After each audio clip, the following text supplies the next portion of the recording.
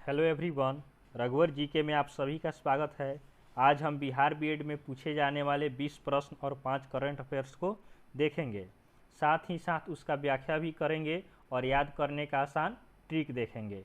तो आप वीडियो को अंत तक देखें और वीडियो पसंद आए तो चैनल को सब्सक्राइब जरूर करें ताकि आगे आने वाले क्लास भी आपको मिलता रहे। तो चलिए आज का क्लास हम स्टार्ट करते हैं। देखिएगा, पहला प्रश्न है, मोहनजोदड़ो कहाँ स्थित है। मोहनजोदड़ो कहाँ स्थित है, तो यह आपका सिंध में स्थित है। ऑप्शन बी हमारा सही उत्तर हो जाएगा कि मोहनजोदड़ो सिंध में स्थित है। मोहनजोदड़ो कहाँ स्थित है, तो यह आपका सिंध में स्थित है। अगले प्रश्न की ओर बढ़ते हैं। सिंध सभ्यता में बृहत स्नानागार पाया गया है। Option A Mohenjodaro, option B Harappa, option C Lothal, option D Kalibangan. तो सिंध सभ्यता में बृहत स्नानागार मोहनजोदड़ो में पाया गया है। तो ऑप्शन ए हमारा सही उत्तर होगा कि सिंध सभ्यता में बृहत स्नानागार मोहनजोदड़ो में पाया गया है। चलिए अगले प्रश्न की ओर बढ़ते हैं। अगला प्रश्न देखिएगा, अगला हमारा तीन नंबर प्रश्न है। भारत में खोजा गया सबसे पहला पुराना शहर था। तो भारत में खोजा गया सबसे पहला पुराना शहर आपका हड़प्पा था। ऑप्शन ए हमारा सही उत्तर होगा कि भारत में खोजा गया सबसे पुराना शहर हड़प्पा था। और आप यह बात भी याद रखेंगे कि वर्तमान में हड़प्पा आपका पाकिस्तान में पड़ता है, तो आप इसे भी याद रखें। अगला प्रश्न है, भारतीय संगीत का आदि ग्रंथ कहा जाता है। तो भारतीय संगीत का आदि ग्रंथ सामवेद को कहा जाता है। तो ऑप्शन डी हमारा सही उत्तर हो जाएगा कि भारतीय संगीत का आदि ग्रंथ सामवेद को कहा जाता है। चलिए अगले प्रश्न की ओर बढ़ते हैं। अगला प्रश्न है, कृष्ण भक्ति का प्रथम और प्रधान ग्रंथ है। तो कृष्ण भक्ति का प्रथम और प्रधान ग्रंथ श्रीमद् भागवत गीता है। तो ऑप्शन बी हमारा सही उत्तर होगा कि कृष्ण भक्ति का प्रथम और प्रधान ग्रंथ श्रीमद् भागवत गीता है। चलिए अगला प्रश्न देखते हैं। अगला हमारा 6 नंबर प्रश्न है, आर्य भारत में बाहर से आए और सर्वप्रथम कहाँ बसे थे। तो आर्य भारत में सर्वप्रथम पंजाब क्षेत्र में बसे थे। तो ऑप्शन सी हमारा सही उत्तर हो जाएगा कि आर्यों ने सबसे पहले हमारे देश में पंजाब में रहा। तो ऑप्शन सी इसका सही उत्तर होगा। अगला प्रश्न है, गायत्री मंत्र किस पुस्तक में मिलता है। तो गायत्री मंत्र आपका ऋग्वेद में मिलता है। तो इस प्रश्न का सही उत्तर ऑप्शन ए हो जाएगा कि गायत्री मंत्र ऋग्वेद में मिलता है। गायत्री मंत्र देवी सावित्री को संबोधित है, तो आप इसे भी ध्यान रखेंगे। अगला प्रश्न है, भारतीय संसद में सम्मिलित है। तो भारतीय संसद में कौन कौन शामिल है। तो भारतीय संसद में लोकसभा, राज्यसभा और राष्ट्रपति, ये तीनों शामिल होते हैं। तो ऑप्शन डी हमारा सही उत्तर हो जाएगा कि भारतीय संसद में लोकसभा, राज्यसभा और राष्ट्रपति तीनों आते हैं। और आपसे पूछे संसद के सदन कितने होते हैं। तो सदन 2 होते हैं, एक राज्यसभा और दूसरा लोकसभा। चलिए अगले प्रश्न की ओर बढ़ते हैं। अगला हमारा 9वां नंबर प्रश्न है, किसी संसद सदस्य की अयोग्यता के संदर्भ में निर्णय कौन करता है। तो संसद सदस्य की अयोग्यता के संदर्भ में निर्णय राष्ट्रपति करते हैं। तो इसका सही उत्तर ऑप्शन सी हो जाएगा। चलिए अगले प्रश्न की ओर बढ़ते हैं।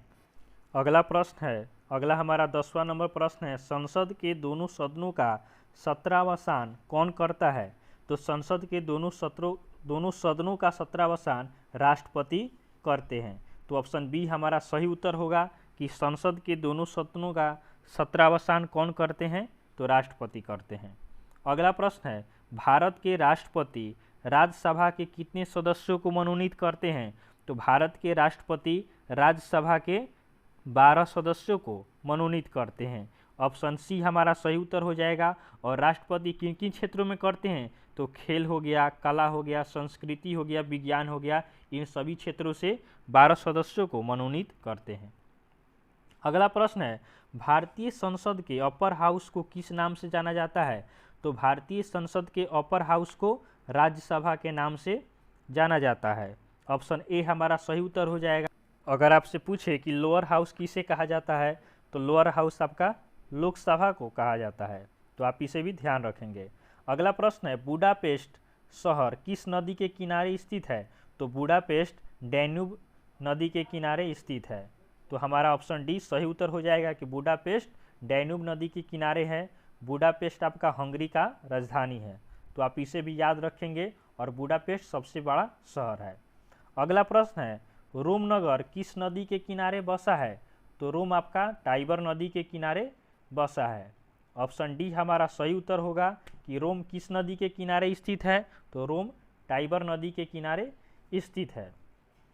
रोम आपका इटली का राजधानी है। अगले प्रश्न की ओर बढ़ते हैं। अगला हमारा 15 नंबर प्रश्न है उत्तर प्रदेश की प्रमुख फसल है। हमें बताना है कि उत्तर प्रदेश का प्रमुख फसल क्या है? तो उत्तर प्रदेश का प्रमुख फसल गेहूं है। ऑप्शन बी हमारा सही उत्तर हो जाएगा कि उत्तर प्रदेश का प्रमुख फसल गेहूं है। चलिए अगले प्रश्न की ओर बढ़ते हैं। अगला हमारा 16 नंबर प्रश्न है नकदी फसल में सम्मिलित नहीं है। बताना है कि नकदी फसल में कौन सम्मिलित नहीं है?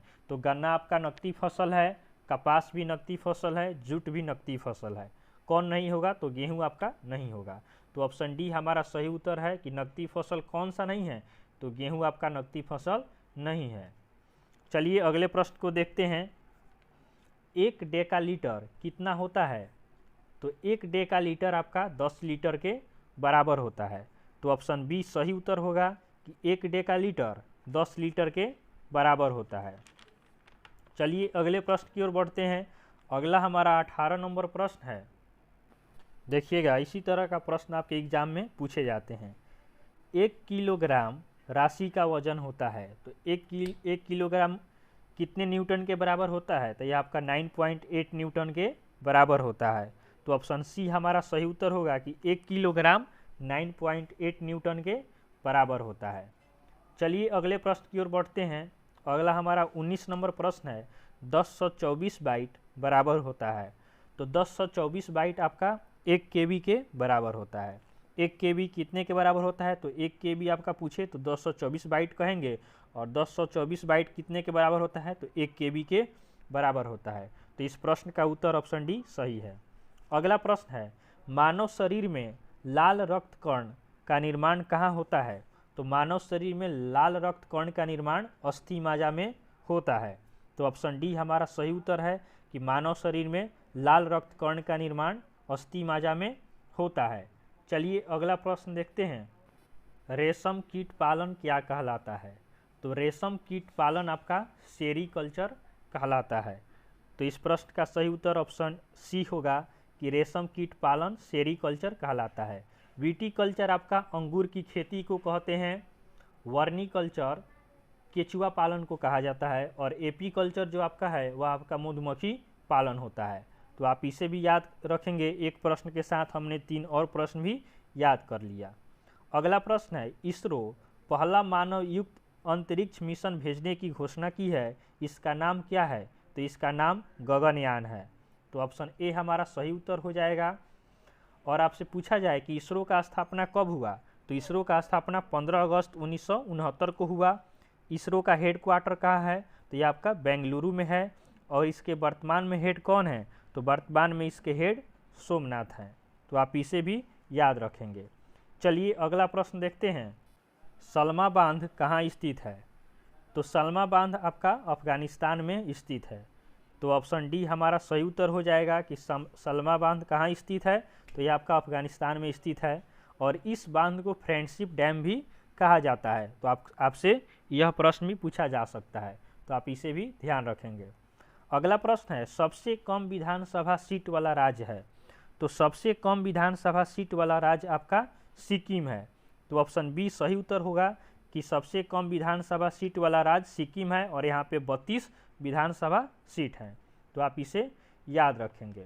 चलिए अगला और अंतिम प्रश्न देखते हैं। हाल ही में त्रिपुरा के मुख्यमंत्री कौन बने हैं?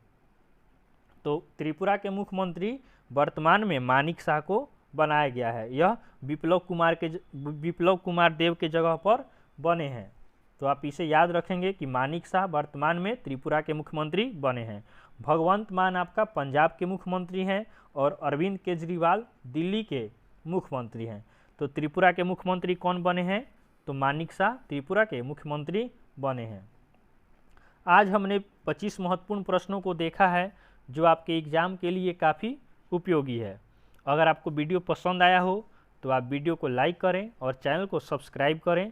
चलिए आज के लिए हम इतना ही रखते हैं, फिर नए प्रश्न के साथ अगले वीडियो में मिलते हैं। तब तक के लिए